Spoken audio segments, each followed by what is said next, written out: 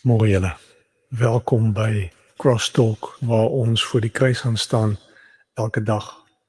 Vrydag gesels ons oor hoe ons harte moet voorberei vir dit wat God wil doen.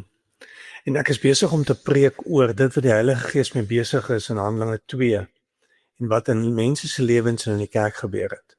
Oor die dramatiese verandering wat die Gees bring en hoe mense skuif en harte verander. En vir my is dit beide 'n aanklag en 'n uitnodiging. Maar aanklag, omdat ek weet daar soveel in my is wat nie skuif nie. Ek sukkel met dieselfde irriterende gewoontes, ek sukkel om my gedrag te verander. Ek raak ongeduldig, gou kwaad. Ek voel gou seer gemaak en kies verkeerd. En ek moet vir myself die hele tyd vra, maar waar is die Gees dan in my lewe? Hoekom skuif ek nie? Hoekom verander ek nie?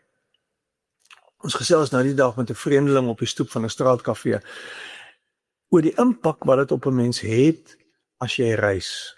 En hy vertel van 'n aanhaling van die filosoof Camus wat neerkom op die gedagte: watter ongemak kies jy?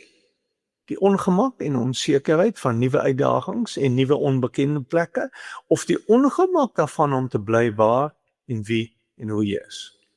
What do you choose? The discomfort of change or the discomfort of staying the same? Wat kies jy?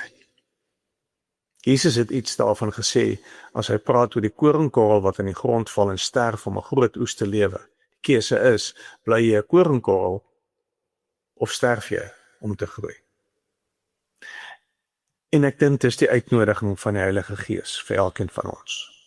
Ons moet kies.